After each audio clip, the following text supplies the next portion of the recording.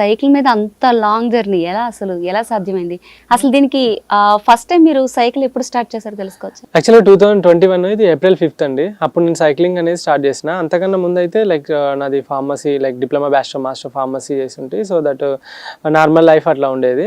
So ఎప్పుడైతే ఇంకా 2021 కన్నా ముందు 2020లో మీకు తెలుసు కోవిడ్ వచ్చింది. ఆ కరోనా టైంలో చాలా మందికి లైక్ లైఫ్ చేంజ్ అయినాయి, కొంతమందికి లైఫే లేకుండా పోయింది, అంటే లైక్ చనిపోయారు, అట్లా ఇలాంటి చాలా జరిగినాయి. సో అప్పుడు మా father criminal lawyer daddy. So that తను ఏదో ఒక కేసు విషయంలో ఆ కరోనా టైంలో లైక్ వెళ్ళినప్పుడు ఏమైందంటే తనకి కోవిడ్ అటాక్ అయింది. సో అటాక్ అయిపోయిన తర్వాత అది నార్మల్గానే అందరు లైట్ తీసుకున్న స్టార్టింగ్లో, దాని సిమ్టమ్స్ కానీ ట్రీట్మెంట్ కంటే ఎవరు తెలియదు ఫస్ట్ ఫేజ్. సో అప్పుడు డాడీ, మా మమ్మీకి వచ్చింది, చెల్లికి వచ్చింది, డాడీకి వచ్చింది, ముగ్గురికి కోవిడ్ వచ్చేసింది. డాడీ కొంచెం సీరియస్ అయిపోయింది. సీరియస్ అయిపోతే వెంటనే అక్కడ వరంగల్ MGM హాస్పిటల్లో జాయిన్ చేశారు. జాయిన్ చేసిన తర్వాత ఇంకా నేను మమ్మీ నాకు రాలేదు అప్పుడు, మమ్మీ చెల్లిని ఇంట్లో ఉంచి మీరు లైక్ వాళ్ళు ఓకే ఉన్నారు అని చెప్పేసి వాళ్ళ ఇంట్లో ఉంచి డాడీ తోటి నేను ఉన్నాను, ఎందుకంటే ముగ్గురు కోవిడే కదా వాళ్ళకి.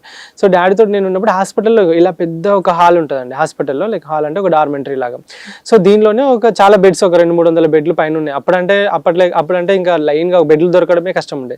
ఈ 200-300 పేషెంట్స్ అందరు పడుకొని ఉన్నారు. సో అందరికీ పేరెంట్స్ లైక్ కొంతమందికి వాళ్ళ యొక్క ఇంట్లో వాళ్ళు ఎవరు లేరు భయానికి, కొంతమంది రాలేదు, కొంతమందికి ఇప్పుడు భార్య ఉంటే భర్త లేడు, పిల్లలు లేరు, భర్త ఉంటే పిల్లలు లేరు, భార్య ఎవరు లేరు, చూసుకుంటూ లేరు, ఎందుకంటే మేము ఎక్కడ చచ్చిపోతాం అనే భయంతో. సో ఇలాంటి సిచ్యువేషన్స్లో నేను యాక్చువల్గా ఫార్మసీ చేసిన దాని ముందు ఫార్మసీలోనే చేసేవాడిని. జాగ్రత్తగా ఉన్నట్టున్నారు. జాగ్రత్తగా అంటే లైక్ ఈవెన్ ఉన్న ప్రికాషన్స్ తీసుకున్న తర్వాత ఇంకా వాళ్ళందరికీ నేను హెల్ప్ చేసేవాడిని. లైక్ ఎప్పటికైనా ఫుడ్ కావాలనుకోండి, ఎవరు లేనప్పుడు ఏం చేస్తారు, ఫుడ్ తీసుకురావడమే కానీ, లేకుంటే ఏమైనా తినాలనిపించినప్పుడు బయటికి వెళ్ళి తీసుకురావడమే కానీ, మెడిసిన్ టైంకి ఇవ్వడమే కానీ, హాట్ వాటర్ నేనే కాగబెట్టి వాటర్ ఇవ్వడం కానీ, ఇట్లా వాళ్ళతో కూర్చొని ముచ్చట పెట్టేటోని. ఇంకా నాకు వస్తే వచ్చింది, ఏమవుతుంది ఎట్లాగో అనుకుని నేను కూడా అలానే ఉన్నాను. ఇలాంటి కొన్ని వందల మంది నా భూమి అని రిజిస్ట్రేషన్ చేసుకొని చచ్చిపోయి తర్వాత పోయింది. భూమి అక్కడే ఉంది, మనిషి అక్కడ లేడు. సో ఇలా వాళ్ళు లక్షలు సంపాదించిన వాళ్ళు త్యాగం చేసిరు, వాళ్ళ ఎంగేజ్ అంతా పోయింది, వాళ్ళ మంచి లైఫ్ అంతా పోయింది. ఒక 50 సంవత్సరాల తర్వాత సుఖపడదామనే టైంలో లైక్ ఒంట్లో శక్తి లేదు, డబ్బులు ఉన్నాయి, లాస్ట్కు ప్రాణమే పోయింది.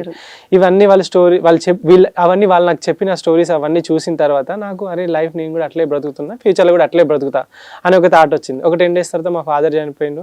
అక్కడ ఉన్న 300 మంది చనిపోయారు, వస్తున్నారు పోతున్నారు, పేషెంట్లు చనిపోతున్నారు. అప్పుడు అనిపించింది లైఫ్ ఇట్లా కాదు, నాకు ఇలా బ్రతకాలని లేదు, నా లైఫ్ ఎండ్ హాస్పిటల్ బెడ్ పైన ఉండకూడదు నేను.